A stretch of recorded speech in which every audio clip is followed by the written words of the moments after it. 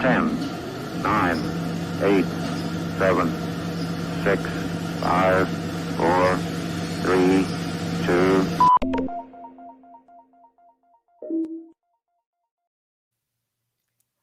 Hi, everybody. Hi, Anna. How you doing? Thanks for joining me. Absolutely great. How are you? Good. We're live, and I was just noticing with the logo thing that Jason, which looked great, by the way, Jason, but given new CDC guidelines, given the fact that I can go out, I don't feel I need to wear my prisoner suit anymore. I'm not wearing the hat because I got my hair cut. So I think we can retire that dorky picture of me with the hat and the suit. So anyway, that aside, Anna and I are here because we wanted to talk to you about one of the really fun documentaries that you could see through internationalfilmseries.com. It's called ROCKFIELD, the Studio on the Farm.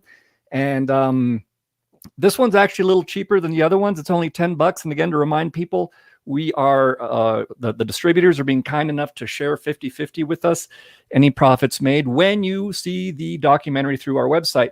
We're going to show you a trailer real quick and then just say a few words about it. Jason, load up the trailer. 1, 2, 3, 4.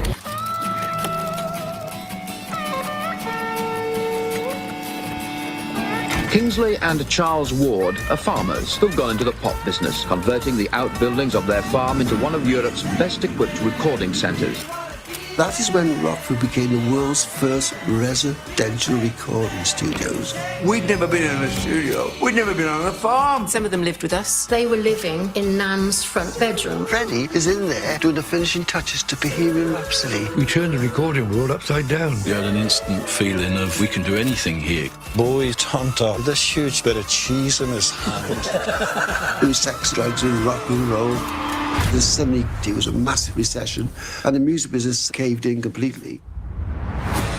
The Stone Roses saved Rockfield. They stayed there for 14 months. That album was called Second Coming. It was a long time coming. It was like the height of the Manchester boom. It's all a bit of a blur, really.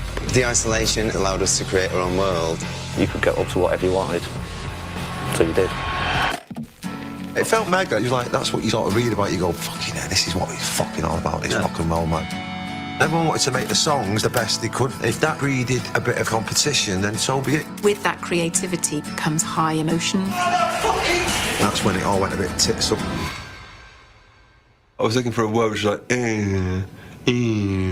yellow. That gave us our lives for the last 16 years. It's about being a part of something way bigger than you. You're a part of something else rather than just it. Very important for rock stars. Oh, fuck off. When you're going to start with your life, never give in, keep going. The best is yet to come. Rock and roll, man.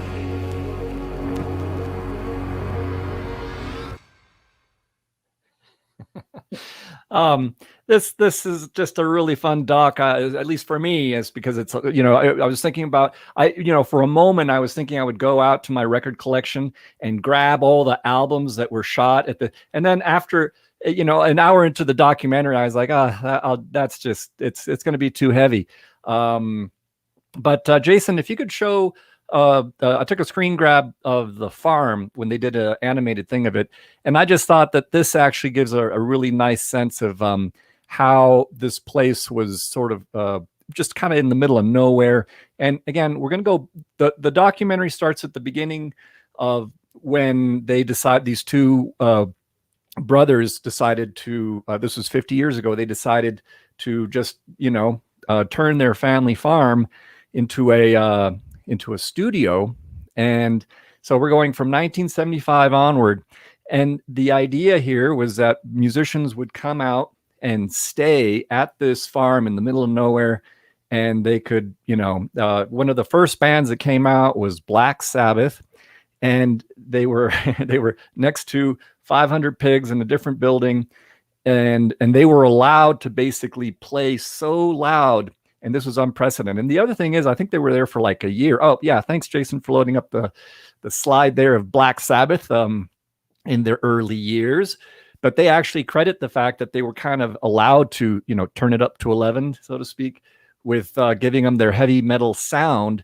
And there's there was obviously so many other great performance or bands that came through. And in fact, the other one, and this was for what was the name of that Queen film that came out? Bohemian Rhapsody. Yeah, in Bohemian Rhapsody, when they're breaking down the God, now I'm spacing out the song, but we do have a slide for an early shot of Queen while they were at the farm, and that was, it was a very pivotal moment for them in terms of their song making as well. And then God, what was the now there's another slide, I think one last slide. Thank you. This reminds me of Hawkwind, who is a favorite of mine and also a lot of my high school friends. So I'll probably reach out through Facebook just to let them know that they can get some, if they want to see some footage of Hawkwind and Lemmy sort of hanging out on the farm and getting some nice stories about, anyone who likes space rock, you're probably into Hawkwind already. They're an awesome band. Anna, I'm going to guess that you probably don't have any other stuff, and I am going to be happy to turn you on to some of my favorite albums by Hawkwind. But this, so suffice to say, it's just a really fun romp through sort of the rock history of the 70s. And then it's interesting because, I did, it was alluded to in the trailer, but the Iggy Pop stories with David Bowie, just hanging out with him and, just a beer in one hand, cheese in the other. I mean, in a big dress, just dressed in a red suit. Who wouldn't want to be hanging out with David Bowie, having a beer and some cheese, wearing red suits? So fun stories, but then it goes into the 80s and it talks, I remember like Simple Minds, which is also a band I really like.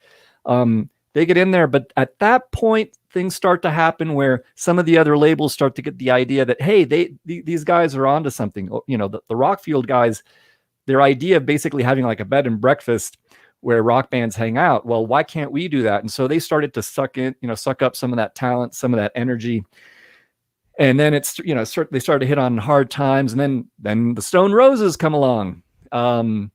And that kind of gives them a little bit more air. And then it just kind of goes from there. What were some of your impressions, Anna, while you were watching this? Well, it's funny because a lot of what you brought up is kind of what stood out to me as well. Specifically talking about how you started thinking about the different records that you wanted to listen to afterwards. As soon as it was over, I put on my Black Sabbath album and was just listening to that. So which one do you have? Volume 4. Oh, good. Excellent. Yeah. Yeah, but then also like the story about David Bowie just really stood out to me with the cheese and the beer. But I just loved seeing how things change, and with the story or the segment where they talk about Simple Minds and the recording of Changeling, I thought it was a cool way to show how just interested in the sound these people were. And it talks about putting a microphone out in the hallway and to capture a certain thing. So it just really, or a certain sound, it just really, I think, shows how experimental this time was, and just the interest in what could be done. And then also I like the documentary goes on into the different decades past the 70s and 80s, and it talks about Coldplay and writing the song Yellow, and how the recording studio was a big part of that. And one thing that I really loved is the documentary goes on to show what is happening with the studio now. It's still being used, and how it goes into the credits is it shows the different artists that have gone through there by decade, and it goes all the way through the 2010s.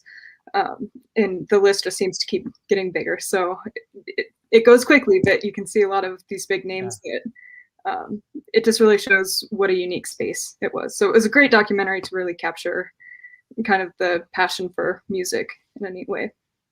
Yeah, no, I agree. And I think that any international film series customers who would like a little bit of guidance, I think this is kind of a feel-good doc that, and actually one of our IFS regulars already wrote me an email, Gregory, and he said that, it kind of, it kind of reminded him of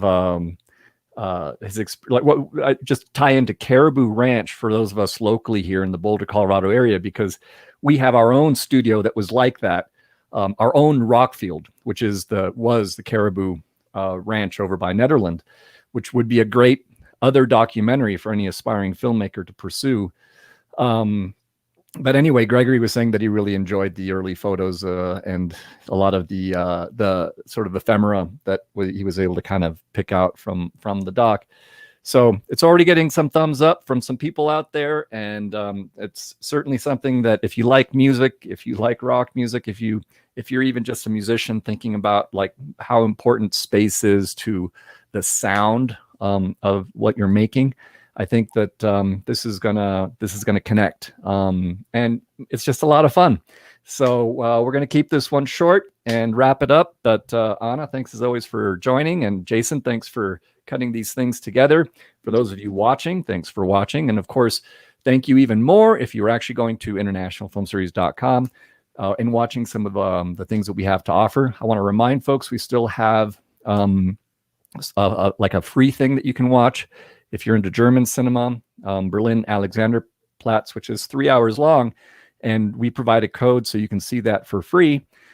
And we are going to have some more fun things on tap, new, coming up next week and onward. We are going to continue doing some of these virtual screenings through the summer, and we're going to see what happens in the fall.